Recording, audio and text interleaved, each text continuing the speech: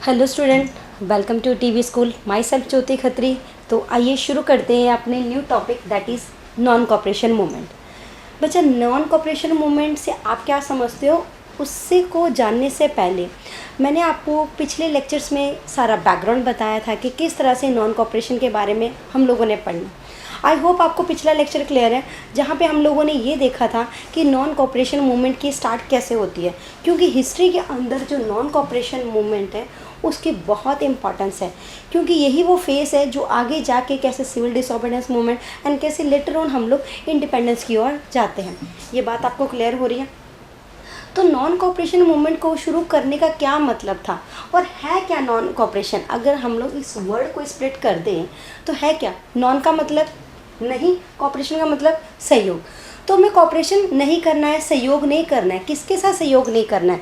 उस टाइम कौन authority India के अंदर प्रिवेल कर रही थी? ब्रिटिश अथॉरिटी थी। उन लोगों के साथ हमें किसी भी तरह का कॉपरेट नहीं करना है, क्योंकि गांधी जी ने अपनी एक बुक में बताया था जिसका नाम है हिंद स्वराज।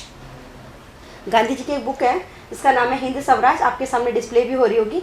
1909 में ये बुक पब्लिश हुई थी और गांधी जी ने ये बोला था कि यहाँ पे ब्रिटिश क्यों एग्जिस्ट कर पा रहे हैं इंडिया के अंदर, क्योंकि हम लोगों ने इंडियंस ने कॉपरेट किया उनके साथ में। अगर हम लोग उनके साथ कॉपरेट नहीं करें ना तो डेफिनेटली वो यहाँ से चले जाएंगे, क्योंकि अगर हम कोई किसी भी तरह से कॉपरेशन नहीं करना है, कोई अगर काम कह रहे हैं तो हर तरह से रिलेक्टेंस शो करनी कि हम लोग आपकी जो भी आप बोलोगे उसके ऑर्डर को डिफाई किया जाएगा। तो अगर हम लोग पूरी तरह से पूरी रिलीजियसली अगर नॉन कॉपरेशन को फॉलो करते हैं तो डेफिनेटली हम लोग अपने आप को आज़ाद करवा लेंगे। बट अब एक सडनली तो नॉन कॉपरेशन नहीं आएगा। नॉन कॉपरेशन तो तभी होगा ना पॉसिबल जब हम लोग सब मिलकर सहयोग करेंगे, सब इंडिया के लोग मिलकर सहयोग करेंगे। तो उसके लिए मास मोबिलाइजेशन का सपोर्ट चाहिए था। मास मोबिलाइजेशन मतलब सभी लोगों का आपको सपोर्ट चाहिए, हिंदू मुस्लिम जितनी भी कम्युनिटी एग्जिस्ट कर रही है उन सब का सहयोग चाहिए। लेकिन 1905 में एक इवेंट होता है, जैसे कि मैंने आपको बताया था पार्टीशन ऑफ बंगाल हुआ था। तो ब्रिटिश ने क्या किया था पार्टीशन ऑफ बंगाल के दौरान, उन्होंने वो इसीलिए किया था ताकि हिंदू और मुस्लिम के बीच में जो गैप है, जो उनके बीच में खाई है, जो ट्रस्ट डेफिशिएट है, उसको और गहरा किया जा सके। तो उसके बाद हम लोगों ने देखा था कि जो मुस्लिम थे वो इंडिया के नेशनल मूवमेंट के अंदर कम पार्टिसिपेट करते थे, या उनका आप कह सकते हो वो पार्टिसिपेशन के अंदर बहुत कम उनका रोल दिखाई देता था। तो ये सारी चीज़ें भी हमें बाद की लेटर स्टेजेस में दिखती होती हैं। फिलहाल ये बात रही कि गांधी जी क्या चाहते हैं, मास मोबिलाइजेशन। और मास मोबिलाइजेशन कैसे पॉसिबल हो सकता है? सबके सहयोग से। बट आपको पता है 1905 के बाद में इतना सहयोग देखने को नहीं मिला था। मुस्लिम्स खुद को ऐसे अटैच करते थे कि ये जो नेशनल मूवमेंट है ये हिंदुओं के लिए, तो अगर हिंदुओं का मूवमेंट है तो हम लोग क्यों पार्टिसिपेट करें। तो इस तरह से मानसिक अपनी वो सोच लेके चलते थे। तो हम लोगों ने बेटा देखा कि किस तरह से एक रॉल्ट एक्ट लाया जाता है ब्रिटिश गवर्नमेंट के द्वारा। ब्रिटिश गवर्नमेंट क्यों लेके आती है? अगर मैं पिछले क्लास में वापस जाती हूँ और आपको रिमाइंड करवाती हूँ, रॉल्ट एक्ट में हमने पढ़ा था कि किस तरह से गवर्नमेंट एक एक्ट लेके आती है। अब वो एक्ट के तहत गवर्नमेंट को इतनी ज़्यादा पावर मिल जाएगी, इतनी ज़्यादा गवर्नमेंट के पास पावर होगी, किसी को भी वो डिटेन कर सकती है बिना उस पर ट्रायल चलाए, बिना मतलब उसको डिटेन करके रख लेगी और मैक्सिमम 2 सालों के लिए कर लेगी। तो ये क्या चीज़ को शो कर रहा था कि गवर्नमेंट के पास तो एक्स्ट्राऑर्डिनरी पावर है, गवर्नमेंट के पास तो वो हमारी फ्रीडम ऑफ स्पीच को, एक्सप्रेशन को कर्ब कर रही है। तो ये तो बिल्कुल उस समय के जो लीडर थे ना, उनको बहुत ही गलत लगा कि नहीं, ये तो अनजस्ट है, ये हम लोग सहन कर ही नहीं सकते। फिर आपने क्या देखा कि गांधी जी कहते हैं कि मैं रॉल्ट सत्याग्रह लॉन्च करूंगा। तो 6 अप्रैल की बात थी, उन्होंने बोला कि हम नेशनल वाइड क्या करेंगे, हड़ताल करेंगे। लेकिन उसके क्या रिप्रकशन देखने को मिले? उसके repercussion by the time violent की फॉर्म में आपको दिखा। जलियांवाला बाग मैसकर आपने पढ़ा, जलियांवाला बाग का इंसिडेंट आपने देखा। देन उसके बाद 13 अप्रैल 1999 को जलियांवाला बाग इंसिडेंट हो जाता है, जो कि पूरे पंजाब के अंदर, पूरे भारत के अंदर उसके बारे में रोष इकट्ठा हो जाता है कि ये बहुत ही ज़्यादा गलत हुआ, ऐसा कैसा कर सकते हैं, निहत्थे लोगों पे, जो लोग इनोसेंट पीपल है आपने उनकी जान ले ली, ऐसा कैसे कर सकते हो। तो ये शो कर रहा था किस तरह से ब्रिटिश अपने इंटरेस्ट को सर्व करने के लिए इंडिया के अंदर कुछ भी कर सकती है। ये बातें हमने देखी। हमने ये भी देखा कि गांधी जी क्यों इस मूवमेंट को वापस बुला लेते हैं, क्योंकि उनको हर जगह पे क्या दिखने को मिला, वायलेंस। और गांधी जी की टैक्टिस क्या थी, आइडिया ऑफ सत्याग्रह याद कीजिए, उसके अंदर ट्रुथ एंड नॉन वायलेंस। लेकिन वायलेंस हुआ है तो गांधी जी क्या करेंगे, गांधी जी मूवमेंट को विड्रॉ कर लेंगे। By the time Gandhi ji को रियलाइज़ होता है कि हमें सबका पार्टिसिपेशन चाहिए, सबका सहयोग लेने की ज़रूरत है। फिर मैंने आपको ये भी बताया था कि ऑटोमन एम्पायर जो है, आपको याद आ रहा होगा ऑटोमन एम्पायर क्या है, जो टर्की था आज का हम देखते हैं उसका डिसइंटीग्रेशन हो गया था, बहुत सारी स्टेट उससे टूट गई थी। अब टर्की जो कि था फर्स्ट वर्ल्ड वार के अंदर उसने साथ दिया था दूसरी पावर्स का, जो पावर्स हार गई थी। अब इसकी वजह से टर्की को ह्यूमिलिएशन का सामना करना पड़ा फ्रॉम दी ब्रिटेन। ब्रिटेन ने क्या किया, टर्की का जो आप स्पिरिचुअल लीडर था खलीफेट, उसको हटा दिया गया था, उनको गद्दी से हटा दिया जाता है। ये बात मुस्लिमों के लिए बहुत ही ज़्यादा उनके दिल को झंझोर देने वाली थी कि ये क्या हो चुका है हमारे लीडर के साथ में। तो इसी के लिए बैकग्राउंड में खिलाफत कमेटी इंडिया के अंदर अपने लीडर की पावर को फिर से रिवाइव करने के लिए इंडिया के अंदर एक कमेटी का निर्माण होता है जिसका नाम है खिलाफत committee, and it was set up in 1909 और इन बॉम्बे। ये बात आपको क्लियर हो गई है कि खिलाफत कमेटी बॉम्बे में शुरू होती है 1919 के अंदर। इतनी बात। अब इस मूवमेंट को जो मुस्लिमों के लिए रिप्रेजेंट कौन करेंगे, तो उसके लिए आपने अली ब्रदर्स का नाम जरूर याद रखना है, that is Mohammad Ali and Shaukat Ali. आप लोग इनकी पिक्चर देख पा रहे हो, मोहम्मद अली एंड शौकत अली। अब होता क्या है, अब जैसा कि मैं आप लोगों को बता चुकी हूँ कि गांधी जी चाहते हैं कि हमें सबको एक साथ लेके चलना है, तो गांधी जी चाहते हैं कि हम लोग पूरे नेशनल मूवमेंट को यूनिफाई करें, यूनाइटेड कीजिए, मतलब इसको पूरा यूनिफाई करना हमने इस मूवमेंट को। तो उसके लिए हमें मुस्लिम्स को तो मेन फोल्ड के अंदर लेके आना पड़ेगा। गांधी जी चाहते थे कि मास मोबिलाइजेशन तभी पॉसिबल होगा जब अगर हम मुस्लिम्स को इस नेशनल मूवमेंट के अम्ब्रेला के अंदर, टर्म के अंदर लेके आएंगे। तो ये सब बातें हो गई। अब गांधी जी को जो मुस्लिम लीडर्स हैं वो गांधी जी को बोलते हैं कि आप हमारे मूवमेंट को लीड करेंगे, आप हमारी तरफ से आगे पहल करेंगे। गांधी जी सोचते हैं कि अपॉर्चुनिटी तो बहुत अच्छी है, हमें तो करना भी यही चाहिए।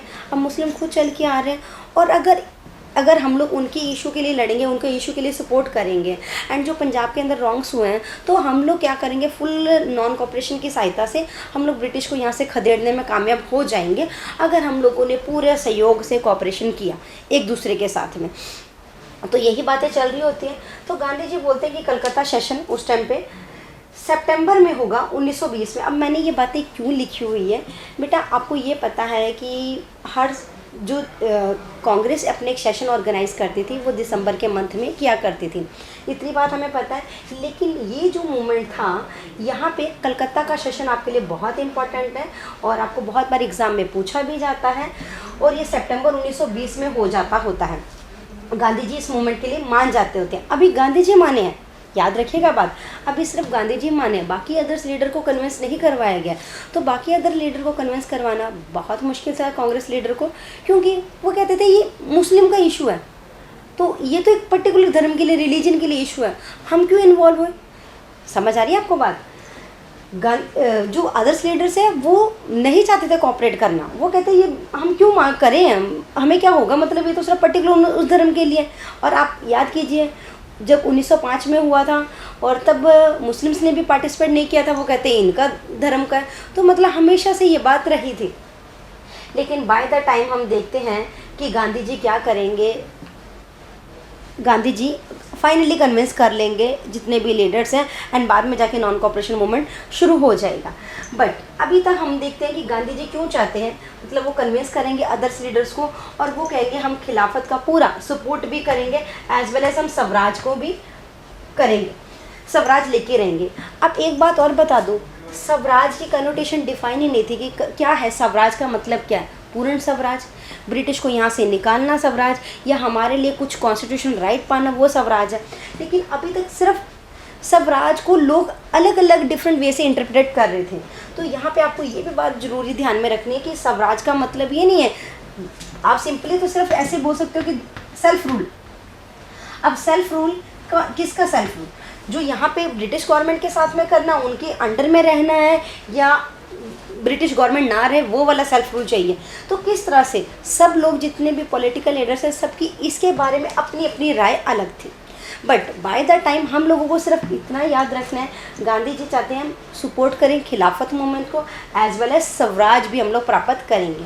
अब कनोटेशन आप डिफरेंट वे से निकाल दीजिए, कोई कैसे बोलेगा कि स्वराज मैं क्या समझता हूँ या वो क्या समझती है, मतलब बहुत सारी चीज़ें हैं जिस तरह से सबने अलग अलग डिफ़ाइन किया था।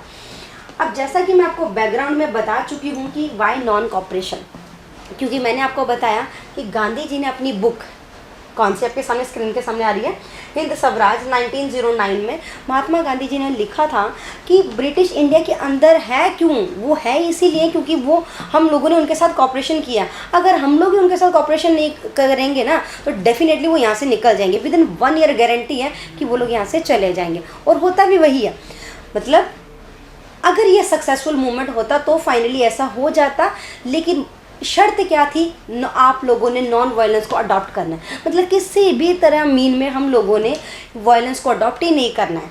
अब हम लोग क्या देखेंगे, गांधी जी अब नॉन कॉपरेशन मूवमेंट को चालू करेंगे। अब एक बात और, यहाँ पे अभी लीडर्स के बीच में उनको कन्विंस करवाना इतना ईजी नहीं था, बाकी हम टाइम में देखेंगे किस तरह से लीडर्स को कन्विंस करवाया जाता है। फिलहाल के लिए आप ये देखिए कि नॉन कॉपरेशन मूवमेंट को चालू किया जाएगा, एकदम से चालू नहीं किया जाएगा, इसको फोल्ड किया जाएगा स्टेजेस के अंदर। अब स्टेजेस के अंदर कैसे फोल्ड किया जाएगा, हर किसी को बोला जाएगा, चाहे वो स्कूल्स हैं, स्कूल के जो बच्चे हैं, कॉलेज है, स्टूडेंट हैं, टीचर्स हैं, सबको बोला जाएगा कि आप अपने अपने वे से कीजिए। तो आप सबसे पहले ये देखते हो जो गवर्नमेंट ने उनको अवार्ड किए थे टाइटल्स वगैरह, जितने भी लीडर्स थे, किसी को भी, कोई आर्मी का बंदा है, किसी को भी कुछ भी अगर टाइटल्स वगैरह दिए थे उन लोगों ने सब वो सरेंडर कर दिए। गवर्नमेंट ने कुछ अवार्ड दिए थे वो भी उनको दे दिए, पकड़ो जी तुम्हारे अवार्ड, हमें नहीं चाहिए क्योंकि तुम लोग हमारे साथ कॉपरेट ही नहीं कर रहे, पकड़ो, हम लोग इससे नहीं खुश होने वाले, आप हमारे लोगों के साथ गलत मत करो, हमें हमारे तरीके से एटलीस्ट हमें बोलने तो दीजिए। तो ये सारी चीज़ें थी। बायकॉट किया गया, जो उस टाइम पे सिविल सर्विस थी जो भी गवर्नमेंट की थी, मतलब गवर्नमेंट की अगर मशीनरी को बिल्कुल ही मना कर देंगे कि हम आपके ऑर्डर को मानते नहीं, जाओ जिसको जो करना है कर लो, तो इस तरह से उन्होंने बायकॉट किया सिविल सर्विस का, आर्मी का, पुलिस का, एंड कोर्ट का, एंड लेजिस्लेटिव काउंसिल का। तो आप समझ पा रहे हो हमने हर एक एंगल में हमने बायकॉट किया। बायकॉट का तो आप समझ पा रहे हो ना, बहिष्कार करना, मतलब मानने ही नहीं है इनके ऑर्डर्स को, कुछ भी कर लो आप लोग। तो ये सब चीज़ें थी। अब आप देखो, जब आप लोग गवर्नमेंट के ऑर्डर्स को डिफाई कर बिल्कुल नहीं मान रहे तो गवर्नमेंट क्या करेगी, गवर्नमेंट भी तो चुप बैठने वालों में से नहीं थी। गवर्नमेंट क्या करेगी, गवर्नमेंट तो वही करना था जो उसका काम था, वो ब्रूटली रिप्रेस कर देगी सारे मूवमेंट को। तो वो फाइनली बाद में जाके होता भी है, लेकिन गांधी जी बोलते हैं कि अगर इन्होंने ब्रूटली हम लोगों के फिर से रिप्रेस किया हम लोगों के ऊपर, तो हम लोग सीडीएम को लॉन्च करेंगे, तो सिविल डिसओबीडियंस मूवमेंट को लॉन्च किया जाएगा। ऐसा था कि हम नॉन कॉपरेशन मल्टीपल स्टेज में करेंगे, एक स्टेज में नहीं करेंगे।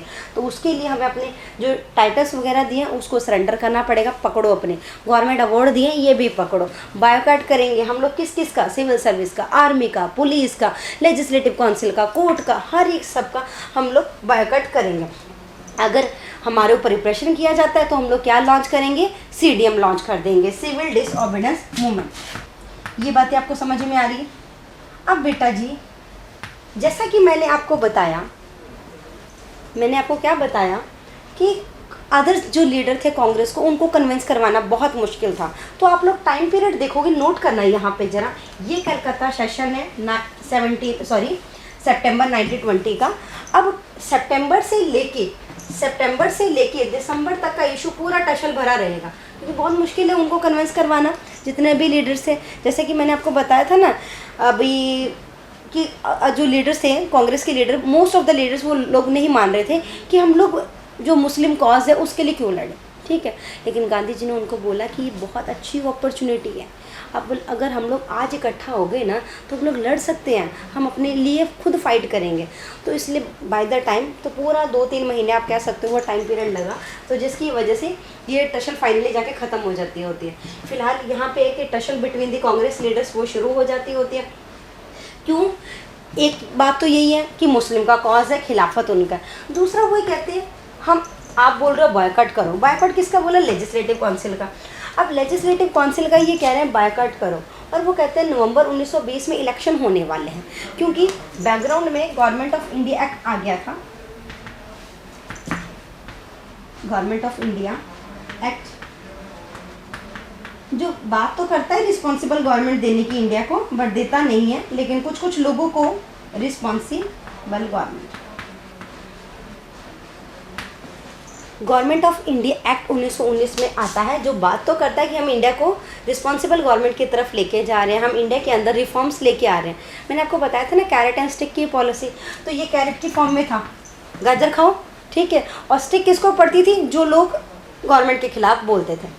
तो गवर्नमेंट ऑफ इंडिया एक्ट के तहत इंडियंस के कुछ लोगों को आप बोल सकते हो कि लेजिस्लेटिव काउंसिल में भी जगह दी गई, उनको बोला गया कि आप इलेक्शन लड़ सकते हो, लेकिन नॉन मेजॉरिटी में वो लोग रहेंगे। तो यहाँ पे नॉन ऑफिशियल मेजॉरिटी में वो लोग रहेंगे। तो यहाँ पे हम लोगों ने देख लिया, लेकिन फिर भी जो हमारे कुछ लीडर्स थे उन लोगों ने वो उस काउंसिल का पूरा यूज़ करते थे। तो वो लोग काउंसिल का इसलिए यूज़ करते थे, जैसे आज भी आप लोग देखते हो राज्यसभा और लोकसभा के बारे में, तो वहाँ पे हमारे लीडर्स हैं, हम लोग उनको चुन के भेजते हैं। वो क्या करते हैं, अगर हम अपना कोई लोकल मुद्दा बताते हैं, कोई लोकल इशू बताते हैं, हमारे इस एरिया में फ़ीमेल के साथ ये हो रहा है, लड़कियों के साथ ये हो रहा है, कोई सैनिटेशन वर्कर के साथ ये हो रहा है, बहुत सारी उनके प्रॉब्लम्स हमने बताए। अगर हम अपने लीडर्स को बताते थे तो लीडर्स क्या करेंगे, वो जब उस लोकसभा में राज्यसभा में बैठेंगे, जब कोई बिल आएगा या फिर जब वो अपनी तरफ से खुद एक बिल इंट्रोड्यूस करेंगे, तो वो हमारे कॉज के लिए बात करते होते हैं, डेफिनेटली, है ना। तो ये सब चीज़ें तो होती हैं, और उसी की वजह से फिर उन्हीं मुद्दों को रियल फॉर्म में देने के लिए वो बिल बाद में एक्ट के रूप में भी दिखते होते हैं। बहुत सारी चीज़ें ये हम लोग आज ऑब्जर्व करते हैं। उस टाइम भी इंडियंस को जगह तो मिली थी, लेकिन नॉन ऑफिशियल मेजॉरिटी में। फ़िलहाल के लिए वो ये चाहते थे कि हम लोग देखें ब्रिटिश क्या काम कर रही है, वो हमारे लोगों के हितों के लिए काम कर रही है कि नहीं कर रही। तो यहाँ पे हम देखते हैं कि नवंबर 1920 की बात है, reluctant to boycott the council election. अब वो कह रहे हैं, गांधी जी बोल रहे हैं कि आपको बॉयकॉट करना है इलेक्शन वगैरह को। ये कहते हैं बिल्कुल नहीं जी, हम लोग नहीं करने वाले। हम क्यों करें, अरे ऐसे तो हमारा सारा मतलब, हम वो पावर को पाने के लिए नहीं है कि हम लोग हमारी गद्दी छिन जाएगी या जो भी हो जाएगा, ऐसा कुछ भी नहीं है। वो चाहेंगे कि अगर गवर्नमेंट कुछ ऐसा लॉ लेके आना चाहती है, जैसे रॉल्ट एक्ट आया था, उसमें भी बेटा हुआ क्या था, अब रॉल्ट एक्ट आ गया, नो डाउट इंडियन लीडर्स ने उसका पुरजोर विरोध किया, लेकिन क्या किया, गवर्नमेंट को रोक तो नहीं पाई ना, गवर्नमेंट तो फिर भी लेके आई। लेकिन अब उनको लगा कि अगर हमारी संख्या बढ़ा दी जाती है, बाद में अगर हमें थोड़ा टाइम में और ज़्यादा पावर दी जाती है, तो हम लोग गवर्नमेंट को प्रेशराइज़ करेंगे कि आप ये पर्टिकुलर बिल ना लेके आओ जो इनके हितों के लिए अगेंस्ट है या पर्टिकुलर सेक्शन के बिल्कुल ख़िलाफ़ है। तो इस तरह से वो चाहते थे कि हम लोग काउंसिल को यूज़ करेंगे ताकि गवर्नमेंट को रोक सके, ऑब्स्ट्रक्ट कर सके गवर्नमेंट को। इतनी बातें समझ में आ गई है। और उनको ये भी डर था कि अगर ये मूवमेंट ज़्यादा फैला तो मे बी ये वायलेंट फॉर्म में हो सकता है। बात समझ में आ रही है आपको, गांधी जी के क्या आइडियोलॉजी थी और क्यों टशल आ रहे थे, और इस टशल के चलते चलते रिलक्टेंट शो करते होते हमारे कुछ लीडर्स, जो कि वो बोलेंगे कि हम reluctant to boycott the council election. तो ये बातें हम लोगों ने देखी, उन लोगों को ये भी लग गया कि अगर ये मूवमेंट ज़्यादा और भी चला तो मे बी ये वायलेंस की फॉर्म ले सकता है।